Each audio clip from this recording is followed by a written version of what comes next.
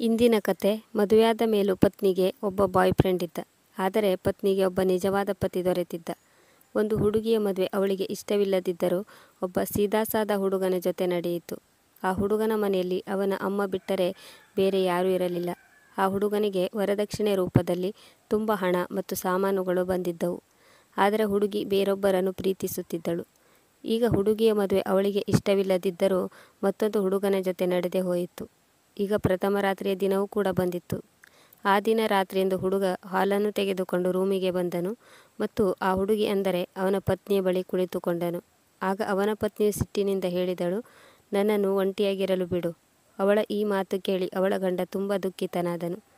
ಆದರೂ ಹೊರಗಡೆ ತೋರ್ಪಡಿಸಿಕೊಳ್ಳದೆ ಖುಷಿಯಿಂದ ಅವಳಿಗೆ ಹೇಳಿದನು, ನೀನು ರೆಸ್ಟ್ ತೆಗೆದುಕೋ, ನಾನು ನಿನಗಾಗಿ ಹಾಲನ್ನು ತೆಗೆದುಕೊಂಡು ಬಂದಿದ್ದೆ. ಇಷ್ಟು ಹೇಳಿ ಅವನು ಕೋಣೆಯಿಂದ ಹೊರಬಂದನು. ಆದರೆ ಹುಡುಗಿ ಅವಕ್ಕಾಗಿ ಕುಳಿತಳು. ಏಕೆಂದರೆ ತನ್ನ ಗಂಡ ತನ್ನೊಂದಿಗೆ ಜಗಳ ಮಾಡುತ್ತಾನೆಂದವಳು ಅಂದುಕೊಂಡಿದ್ದಳು. ಅವನು ಏಕೆ ಜಗಳ ಮಾಡಲಿಲ್ಲ? ಜಗಳ ಮಾಡಿದರೆ ನಾನು ಅವನಿಂದ ಈಗಲೇ ವಿಚ್ಛೇದನವನ್ನು ಪಡೆದುಕೊಳ್ಳಬಹುದಿತ್ತು.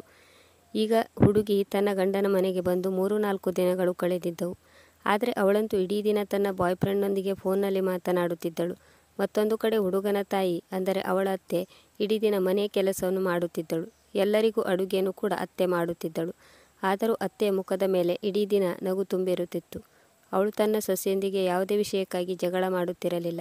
ಹುಡುಗನು ಕೂಡ ಒಂದು ಚಿಕ್ಕ ಕಂಪನಿಯಲ್ಲಿ ಒಂದು ಸಣ್ಣ ನೌಕರಿಯನ್ನು ಮಾಡುತ್ತಿದ್ದನು. ಅವನು ತುಂಬ ಪ್ರಾಮಾಣಿಕ ಹಾಗೂ ಕಠಿಣ ಪರಿಶ್ರಮಿಯಾಗಿದ್ದ. ಅವನು ತನ್ನ ಕೆಲಸಕ್ಕೆ ಹೋಗುತ್ತಿದ್ದನು. ಸಂಜೆ ಸುಸ್ತಾಗಿ ಮನೆಗೆ ಬರುತ್ತಿದ್ದನು. ಮನೆಗೆ ಬಂದಾಗ ಅವನ ಹೆಂಡತಿ ಅವನಿಗೆ ಒಂದು ಗ್ಲಾಸ್ ನೀರು ಕೂಡ ಕೊಡುತ್ತಿರಲಿಲ್ಲ. ಈಗ ಇವರಿಬ್ಬರ ಮದುವೆಯಾಗಿ ಸುಮಾರು 1 ತಿಂಗಳು ಕಳೆದಿತ್ತು. ಈಗ ಇಲ್ಲಿಯವರೆಗೆ ಅವರಿಬ್ಬರು ಒಟ್ಟಿಗೆ ಮಲಗಿರಲಿಲ್ಲ. ಹುಡುಗ ತುಂಬ ಶಾಂತ ಸ್ವಭಾವದವನಾಗಿದ್ದನು. ಅವನು ತನ್ನ ಹೆಂಡತಿಗೆ ಅವಳು ಏನೇ ಮಾಡಿದರೂ ಏನನ್ನೂ ಹೇಳುತ್ತಿರಲಿಲ್ಲ. ಆದರೂ ಅವನು ತನ್ನ ಹೆಂಡತಿಗೆ ಸ್ವತಃ ತಾನೇ ಊಟವನ್ನು ತಂದು ಕೊಡುತ್ತಿದ್ದನು. ಆದರೆ ಅವನ ಹೆಂಡತಿ ಆ ಹುಡುಗನೊಂದಿಗೆ ಕುಳಿತು ಎಂದಿಗೂ ಊಟವನ್ನು ಮಾಡುತ್ತಿರಲಿಲ್ಲ. ತನ್ನ ಊಟವನ್ನು ತನ್ನ ಕೋಣೆಯಲ್ಲಿ ಬೇರೆಯಾಗಿ ಕುಳಿತು ಊಟ ಮಾಡುತ್ತಿದ್ದಳು. ಹುಡುಗಿಗೆ ವರದಕ್ಷಿಣೆ ರೂಪದಲ್ಲಿ ಒಂದು ಸ್ಕೂಟಿಯನ್ನು ಕೊಡಲಾಗಿತ್ತು. ಹುಡುಗ ಆಫೀಸಿಗೆ ಹೊರಟ ಅರ್ಧ ಗಂಟೆಯಲ್ಲಿ ಹುಡುಗಿ ಕೂಡ ಸ್ಕೂಟಿಯನ್ನು ತೆಗೆದುಕೊಂಡು ತನ್ನ ಬಾಯ್ ಫ್ರೆಂಡನ್ನು ಭೇಟಿಯಾಗಲು ಹೊರಟು ಬರುತ್ತಿದ್ದಳು. ಹುಡುಗ ಆಫೀಸ್ನಿಂದ ಮರಳುವ ಮೊದಲೇ ಅವಳು ಮನೆಗೆ ಬಂದು ಸೇರುತ್ತಿದ್ದಳು. ಒಂದು ದಿನ ಹುಡುಗನಿಗೆ ಆಫೀಸ್ ರಜೆ ಇತ್ತು. ಆ ದಿನ ಅವನು ಮನೆಯಲ್ಲಿದ್ದನು. ಆಗ ಹುಡುಗಿ ಏನಾದರೂ ಒಂದು ಜಗಳ ತೆಗೆಯಬೇಕೆಂದು ಅತ್ತೆ ಸರಿಯಾಗಿ ಅಡಿಗೆ ಮಾಡಿದ್ದರೂ ಕೂಡ ಅಡುಗೆ ಚೆನ್ನಾಗಿಲ್ಲ ಎಂದು ಅತ್ತೆಯಲ್ಲಿ ಜಗಳ ತೆಗೆದು ಊಟವನ್ನು ಹೊರಕ್ಕೆ ಎಸೆದಳು. ಇದನ್ನು ನೋಡಿ ಹುಡುಗನಿಗೆ ತುಂಬ ಕೋಪ ಬಂದಿತ್ತು. ಇದೇ ಸಿಟ್ಟಿನಲ್ಲಿ ಹುಡುಗ ತನ್ನ ಪತ್ನಿಯ ಕೆನ್ನೆಗೆ ಒಂದು ಬಾರಿಸಿದನು. ಆದರೂ ಹುಡುಗನ ಅಮ್ಮ ತನ್ನ ಮಗನಿಗೆ ಬೈದಳು. ಆದರೆ ಈ ಹುಡುಗಿಗೆ ಈಗ ಜಗಳದ ಒಂದು ನೆಪ ಬೇಕಾಗಿತ್ತು. ಈಗ ಅವಳಿಗೆ ಆ ನೆಪ ದೊರೆತಿತ್ತು. ತಕ್ಷಣ ಅವಳು ಸಿಟ್ಟಿನಿಂದ ಏನನ್ನೂ ಹೇಳದೆ ತನ್ನ ಸ್ಕೂಟಿಯನ್ನು ತೆಗೆದುಕೊಂಡು ಬಾಯ್ ಫ್ರೆಂಡನ್ನು ಭೇಟಿಯಾಗಲು ಬಂದಳು ಮತ್ತು ತನ್ನ ಬಾಯ್ ಫ್ರೆಂಡ್ ಬಳಿ ಹೇಳಿದಳು, ಈಗ ನಾನು ಒಂದು ಕ್ಷಣವೂ ಕೂಡ ಆ ಮನೆಯಲ್ಲಿ ಇರಲಾರೆ. ಇಂದು ಆ ಹಳ್ಳಿಗಮಾರ ನನ್ನ ಮೇಲೆ ಕೈ ಮಾಡಿ ತುಂಬ ತಪ್ಪು ಮಾಡಿದ್ದಾನೆ ಎಂದಾಗ ಅವಳ ಬಾಯ್ ಫ್ರೆಂಡ್ ಹೇಳಿದನು, ನಿನಗೆ ನಾನು ಮೊದಲಿನಿಂದಲೂ ಹೇಳುತ್ತಾ ಬಂದಿದ್ದೇನೆ, ನೀನು ನನ್ನೊಂದಿಗೆ ಓಡಿ ಬಾ, ಎಲ್ಲಾದರೂ ದೂರ ಓಡಿ ಹೋಗೋಣ. ಆದರೆ ನೀನು ಒಬ್ಬಳು ಇಂದು ನಾಳೆ ಎಂದು ಹೇಳುತ್ತಾ ಬಂದಿದ್ದೀಯಾ. ಆಗ ಹುಡುಗಿ ಹೇಳಿದಳು, ಮದುವೆಯಾದ ದಿನ ನಾನು ನಿನ್ನ ಬಳಿ ಬಂದಿದ್ದೆ, ನೀನೇ ನನ್ನನ್ನು ಮರಳಿ ಮನೆಗೆ ಕಳಿಸಿಕೊಟ್ಟಿದ್ದೆ. ಆಗ ಬಾಯ್ ಫ್ರೆಂಡ್ ಹೇಳಿದನು, ಬರಿಗೈಯಲ್ಲಿ ನಾವು ಎಲ್ಲಿಯವರೆಗೆ ಓಡಬೇಕು ಹೇಳು. ನಾನು ನಿನಗೆ ಮೊದಲೇ ಹೇಳಿದ್ದೆ, ಹಣ ಮತ್ತು ಆಭರಣವನ್ನು ಜೊತೆಗೆ ತೆಗೆದುಕೊಂಡು ಬಾ ಎಂದು ಹೇಳಿದ್ದೆ. ಆದರೆ ನೀನು ಬರಿಗೈಯಲ್ಲಿ ನನ್ನ ಬಳಿ ಓಡಿ ಬಂದಿದ್ದೆ. ಅಷ್ಟಕ್ಕೂ ನಾವು ದೂರ ಓಡಿ ಹೋಗಿ ಹೊಸ ಜಾಗದಲ್ಲಿ ನಮ್ಮ ಜೀವನ ಸಾಗಿಸಲು ಹಣ ಬೇಕಲ್ಲವೇ? ಆದರೆ ಮತ್ತೊಂದು ವಿಷಯ, ನಾನು ಯಾವಾಗ ನಿನ್ನ ಬಳಿ ಬರುತ್ತೇನೋ ಅಥವಾ ನಿನ್ನನ್ನು ಮುಟ್ಟಲು ಪ್ರಯತ್ನಿಸುತ್ತೇನೋ ಆಗ ನೀನು ತುಂಬ ನಖರ ತೋರಿಸುತ್ತೀಯ. ಯಾವಾಗಲೂ ಒಂದೇ ಮಾತನಾಡುತ್ತೀಯ. ಈ ಪ್ರೀತಿ ಪ್ರೇಮ ಎಲ್ಲ ಮದುವೆಯಾದ ನಂತರವೇ ಎಂದು ಹೇಳುತ್ತೀಯ. ಆಗ ಹುಡುಗಿ ಸಿಟ್ಟಿನಲ್ಲಿ ಹೇಳಿದಳು, ಹೌದು, ಇದೆಲ್ಲವೂ ಮದುವೆಯಾದ ನಂತರವೇ ಚೆನ್ನಾಗಿರುತ್ತದೆ. ಮತ್ತು ನಾನು ನಿನ್ನವಳೇ ಅಲ್ಲವೇ? ನಾನು ಈಗಲೂ ಒಬ್ಬಳು ಕನ್ಯೆಯಾಗೇ ಇದ್ದೇನೆ ಮತ್ತು ಮದುವೆಯಾದ ಮೇಲೆ ಆ ಹಳ್ಳಿಗಮಾರನ ಜೊತೆ ಒಂದು ದಿನವೂ ಮಲಗಿಲ್ಲ. ಏಕೆಂದರೆ ನಾನು ನಿನ್ನನ್ನು ಮನಸಾರೆ ಪ್ರೀತಿಸುತ್ತಿದ್ದೇನೆ. ಈಗ ನೀನು ನನ್ನ ಹಣೆಯಲ್ಲಿ ಸಿಂಧೂರವಿಟ್ಟು ನನ್ನನ್ನು ಮದುವೆಯಾಗಬೇಕೆಂದು ನಾನು ಬಯಸುತ್ತೇನೆ. ಆನಂತರ ನಾನು ನಿನ್ನವಳಾಗುತ್ತೇನೆ. ಆನಂತರ ನೀನು ನಿನಗೆ ಇಷ್ಟ ಬಂದಂತೆ ಹಗಲು ರಾತ್ರಿ ನನ್ನನ್ನು ಪ್ರೀತಿಸಬಹುದು. ಆಗ ಅವಳ ಬಾಯ್ ಫ್ರೆಂಡ್ ಹೇಳಿದನು, ಸರಿ, ನಾನು ನಿನ್ನನ್ನು ಮದುವೆಯಾಗುತ್ತೇನೆ. ಕನಿಷ್ಠವೆಂದರೂ ನೀನು ಇಂದು ಸಂಜೆಯ ಒಳಗಾಗಿ 5 ಲಕ್ಷ ಹಣವನ್ನು ತೆಗೆದುಕೊಂಡು ಬಾ. ನಾನು ನಿನಗೆ ಒಂದು ಹೋಟೆಲ್ನ ಅಡ್ರೆಸ್ ನೀಡುತ್ತೇನೆ. ನೀನು ಆ ಹೋಟೆಲಿಗೆ ರಾತ್ರಿ 10 ಗಂಟೆವರೆಗೆ ಬಂದು ತಲುಪು ಎಂದಾಗ ಆ ಹುಡುಗಿ ಹೇಳಿದಳು, ಆ ಹಳ್ಳಿಯ ಗಮಾರನ ಬಳಿ ಹಣವೆಲ್ಲಿಂದ ಬರಬೇಕು? ನನ್ನ ಅಪ್ಪ ವರದಕ್ಷಿಣೆ ರೂಪದಲ್ಲಿ ಅವನಿಗೆ 3 ಲಕ್ಷ ಹಣ ಮತ್ತು ನನಗೆ ತುಂಬ ಆಭರಣಗಳನ್ನು ನೀಡಿದ್ದರು. ಆಭರಣಗಳಂತೂ ನನ್ನ ಬಳಿ ಇದೆ. ಆದರೆ ಅದೆಲ್ಲವನ್ನು ಆ ಗಮಾರ ಕಬೋರ್ಡ್ನಲ್ಲಿ ಲಾಕ್ ಮಾಡಿ ಇಟ್ಟಿದ್ದಾನೆ. ನಾನು ಹೇಗಾದರೂ ಮಾಡಿ ಆ ಕಬೋರ್ಡ್ನ ಚಾವಿಯನ್ನು ಪಡೆದು ಎಲ್ಲ ಆಭರಣಗಳನ್ನು ತೆಗೆದುಕೊಂಡು ಎಂದೆಂದಿಗೂ ನಿನ್ನವಳಾಗಿ ಜೊತೆ ಇರಲು ನಿನ್ನ ಬಳಿ ಬರುತ್ತೇನೆ. ಇಷ್ಟು ಹೇಳಿ ಆ ಹುಡುಗಿ ತನ್ನ ಗಂಡನ ಮನೆಗೆ ಬಂದಳು. ಮನೆಗೆ ಬಂದು ತನ್ನ ಗಂಡ ಮತ್ತು ಅತ್ತೆಯೊಂದಿಗೆ ಜಗಳ ಮಾಡಲು ಶುರುವಿಟ್ಟುಕೊಂಡಳು. ಅವರ ಮೇಲೆ ಹರಿಹಾಯ್ದಳು. ಆದರೆ ವಿಚಿತ್ರವೇನೆಂದರೆ ಅವಳು ಒಬ್ಬಳೇ ಕಿರುಚುತ್ತಿದ್ದಳು. ಅವಳ ಅತ್ತೆ ಮತ್ತು ಗಂಡ ಇಬ್ಬರು ಶಾಂತವಾಗಿದ್ದರು. ಆಗ ತಕ್ಷಣ ಹುಡುಗಿ ತನ್ನ ಕೋಣೆಗೆ ಹೊರಟು ಬಂದಳು. ಆಕಸ್ಮಿಕವಾಗಿ ಆ ಹುಡುಗಿಯ ಮೊಬೈಲ್ಗೆ ಅವಳ ಬಾಯ್ ಫ್ರೆಂಡ್ನ ಮೆಸೇಜ್ ಬರುತ್ತದೆ. ಯಾವಾಗ ಹಣವನ್ನು ತೆಗೆದುಕೊಂಡು ಬರುತ್ತೀಯಾ ಎಂದಾಗ ಹುಡುಗಿ ಆ ಮೆಸೇಜಿಗೆ ಉತ್ತರವನ್ನು ನೀಡಿದಳು. ಸ್ವಲ್ಪ ತಡೆದುಕೋ, ನಾನು ಸರಿಯಾದ ಸಮಯಕ್ಕೆ ಬಂದು ತಲುಪುತ್ತೇನೆ. ಅಷ್ಟರಲ್ಲಿ ಅವಳ ಗಂಡ ಬಾಗಿಲನ್ನು ಬಡಿದನು ಮತ್ತು ತನ್ನ ಹೆಂಡತಿಯಲ್ಲಿ ಹೇಳಿದನು, ಊಟ ಮಾಡು ಎಂದಾಗ ಪತ್ನಿ ಹೇಳಿದಳು, ನೀನು ಈ ಕಬೋರ್ಡ್ನ ಚಾವಿಯನ್ನು ಕೊಡುತ್ತೀಯಾ ಎಂದಾದರೆ ನಾನು ಊಟ ಮಾಡುತ್ತೇನೆ. ಆಗ ತಕ್ಷಣ ಗಂಡನು ಬಾಗಿಲ ಕೆಳಗಿಂದ ಚಾವಿಯನ್ನು ನೀಡುತ್ತಾ ಹೇಳಿದನು, ಚಾವಿಯನ್ನು ತೆಗೆದುಕೋ, ನಿನ್ನ ಕೆಲಸ ಮುಗಿಸಿ ಊಟ ಮಾಡು. ಇಲ್ಲಿವರೆಗೂ ನಾನು ಮತ್ತು ಅಮ್ಮ ಇಬ್ಬರೂ ಊಟ ಮಾಡಿಲ್ಲ. ಇಂದು ನಾವು ಎಲ್ಲರೂ ಒಟ್ಟಿಗೆ ಕುಳಿತು ಊಟ ಮಾಡೋಣ ಎಂದು ಅಮ್ಮ ಹೇಳಿದ್ದಾಳೆ. ಆಗ ಪತ್ನಿ ಹೇಳಿದಳು, ನೀನು ಮತ್ತು ಅಮ್ಮ ಇಬ್ಬರು ಊಟ ಮಾಡಿ, ನಾನು ಹೊರಗಿನಿಂದ ಊಟ ಮಾಡಿಕೊಂಡು ಬಂದಿದ್ದೇನೆ. ಇದನ್ನು ಕೇಳಿ ಹುಡುಗ ಅಲ್ಲಿಂದ ಹೊರಟು ಬಂದನು.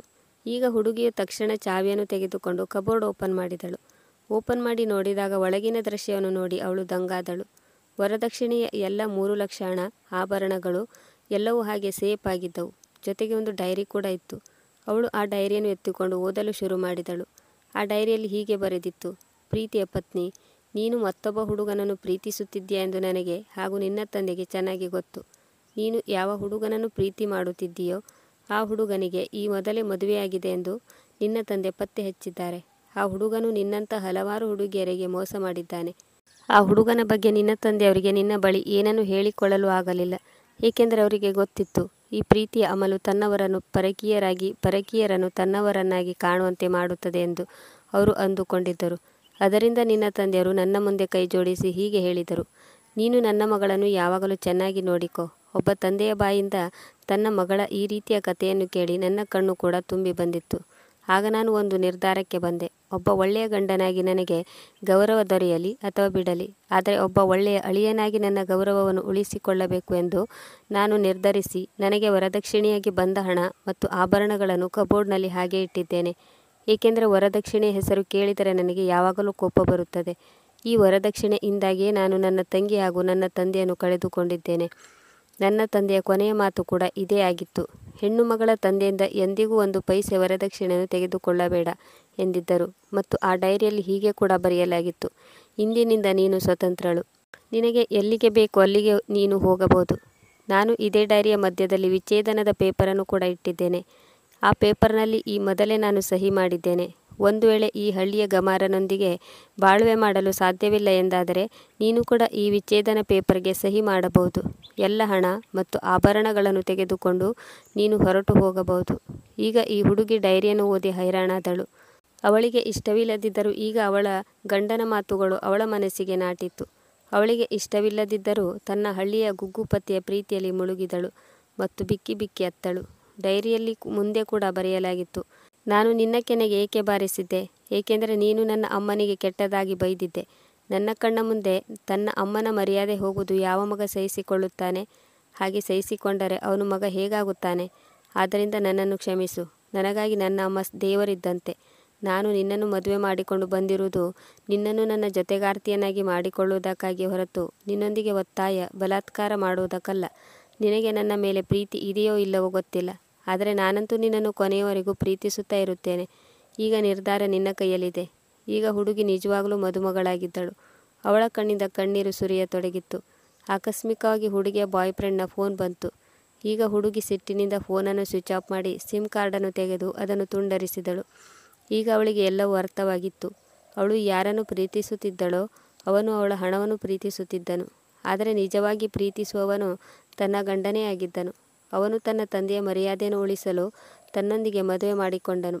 ನನಗೆ ಒಬ್ಬ ಬಾಯ್ ಫ್ರೆಂಡ್ ಇದ್ದಾನೆಂದು ತಿಳಿದು ಕೂಡ ಅವನು ನನ್ನನ್ನು ಇಷ್ಟೊಂದು ಪ್ರೀತಿ ಮಾಡಿದನು. ನಾನು ನನ್ನ ಗಂಡನ ಪ್ರೀತಿಯನ್ನು ಏಕೆ ಅರ್ಥ ಮಾಡಿಕೊಳ್ಳಲಿಲ್ಲ? ಇದನ್ನೆಲ್ಲ ಯೋಚಿಸಿ ಅವಳು ಅಳತೊಡಗಿದಳು. ಅವಳು ಮತ್ತೆ ಅಳುತ್ತಾ ಕಬೋರ್ಡ್ನಲ್ಲಿ ಎಲ್ಲ ಸಾಮಾನುಗಳನ್ನು ಮೊದಲು ಹೇಗೆ ಇತ್ತೋ ಹಾಗೆ ಇಟ್ಟಳು. ಅವಳು ಯಾವಾಗ ನಿದ್ದೆ ಹೋದಳು ಅವಳಿಗೆ ಗೊತ್ತಾಗಲಿಲ್ಲ. ಮಾರನೇ ದಿನ ಬೆಳಿಗ್ಗೆ ತುಂಬ ತಡವಾಗಿ ಎದ್ದಳು. ಅವಳ ಗಂಡ ಆಗಲೇ ಆಫೀಸ್ಗೆ ಹೊರಟು ಹೋಗಿದ್ದನು.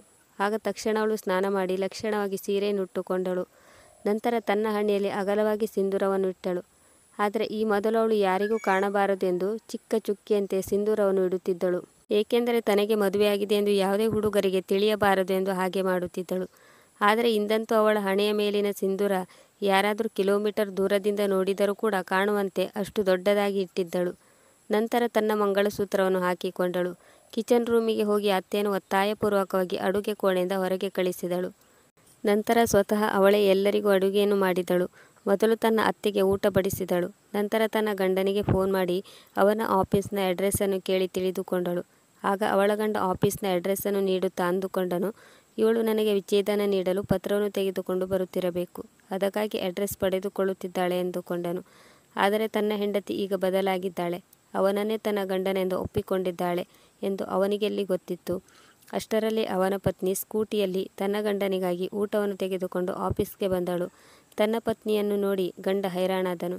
ತಕ್ಷಣ ತನ್ನ ಹೆಂಡತಿಗೆ ಕೇಳಿದನು, ಎಲ್ಲವೂ ಸರಿಯಾಗಿದೆ ಅಲ್ಲವೇ, ಅಮ್ಮ ನಿನಗೆ ಏನಾದರೂ ಹೇಳಿಬಿಟ್ಟಳೆ ಎಂದು ಅವಳ ಗಂಡನು ಪ್ರಶ್ನೆ ಮೇಲೆ ಪ್ರಶ್ನೆ ಕೇಳತೊಡಗಿದನು. ಆಕಸ್ಮಿಕವಾಗಿ ಪತ್ನಿಯು ಆಫೀಸ್ನ ಎಲ್ಲ ಸ್ಟಾಫ್ಗಳ ಮುಂದೆ ತನ್ನ ಗಂಡನನ್ನು ಒಪ್ಪಿಕೊಂಡಳು ಮತ್ತು ಹೇಳಿದಳು, ಹೌದು, ಎಲ್ಲವೂ ಸರಿಯಾಗಿದೆ, ಆದರೆ ನಾನು ನಿನಗೆ ಏನೋ ಹೇಳಬೇಕು ಎಂದಾಗ ಹೇಳಿದನು, ಏನು ಹೇಳಬೇಕು ಹೇಳು.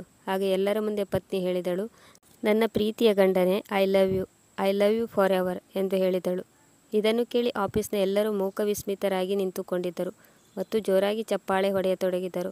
ಆಗ ಪತ್ನಿಯು ಎಲ್ಲರ ಮುಂದೆ ತನ್ನ ಗಂಡನ ಕೈ ಹಿಡಿದುಕೊಂಡು ಹೇಳಿದಳು, ಇಂದಿನಿಂದ 1 ತಿಂಗಳವರೆಗೆ ನನ್ನ ಗಂಡ ಆಫೀಸ್ನಲ್ಲಿ ಕಾಣಿಸಿಕೊಳ್ಳುವುದಿಲ್ಲ ಎಂದಾಗ ಎಲ್ಲರೂ ಏಕೆ ಎಂದು ಕೇಳಿದರು.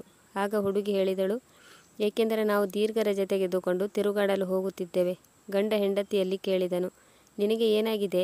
ಪತ್ನಿ ಹೇಳಿದಳು, ನನಗೆ ನಿನ್ನ ಮೇಲೆ ನಿಜವಾದ ಪ್ರೀತಿ ಹುಟ್ಟಿದೆ ಎಂದು ಹೇಳುತ್ತಾ ಅವಳು ತನ್ನ ಪತಿಯನ್ನು ಎಷ್ಟೊಂದು ಗಟ್ಟಿಯಾಗಿ ತಬ್ಬಿಕೊಂಡಳೆಂದರೆ ಅದರಿಂದ ಅವರಿಬ್ಬರನ್ನು ಯಾರೂ ಬೇರ್ಪಡಿಸಲು ಸಾಧ್ಯವಾಗಬಾರದು ಎನ್ನುವಂತೆ ಅವಳು ತನ್ನ ಗಂಡನನ್ನು ತಬ್ಬಿಕೊಂಡಳು. ಇದರಿಂದ ಅವಳ ಗಂಡನು ಕೂಡ ತುಂಬ ಖುಷಿಯಾದನು. ನಂತರ ಇಬ್ಬರು ತಮ್ಮ ಮನೆಗೆ ಬಂದರು. ತುಂಬ ಖುಷಿಯಿಂದ ತಮ್ಮ ಜೀವನವನ್ನು ಸಾಗಿಸಿದರು. ನಮ್ಮನ್ನು ಯಾರು ಹೆಚ್ಚು ಪ್ರೀತಿಸುತ್ತಾರೋ ನಾವು ಅವರನ್ನೇ ಪ್ರೀತಿ ಮಾಡಬೇಕು. ಜೊತೆಗೆ ಅವರು ನಮ್ಮ ಹಾಗೂ ನಮ್ಮ ಪರಿವಾರವನ್ನು ಗೌರವಿಸಬೇಕು. ಹಣವನ್ನು ಪ್ರೀತಿ ಮಾಡುವ ಯಾವುದೇ ವ್ಯಕ್ತಿಗಳು ನಮ್ಮನ್ನು ಎಂದೂ ಪ್ರೀತಿಸಲಾರರು. ಪ್ರಿಯ ವೀಕ್ಷಕರೇ, ಈ ಕತೆ ನಿಮಗೆ ಇಷ್ಟವಾಗಿದ್ದಲ್ಲಿ ಇದಕ್ಕೊಂದು ಲೈಕ್ ಕೊಡಿ, ಕಮೆಂಟ್ ಮಾಡಿ, ಶೇರ್ ಮಾಡಿ ಮತ್ತು ಸಬ್ಸ್ಕ್ರೈಬ್ ಮಾಡಿ. ಮುಂದಿನ ಕಥೆಯೊಂದಿಗೆ ಮತ್ತೆ ಭೇಟಿಯಾಗೋಣ. ಕತೆ ಕೇಳಿದ್ದಕ್ಕೆ ಧನ್ಯವಾದಗಳು.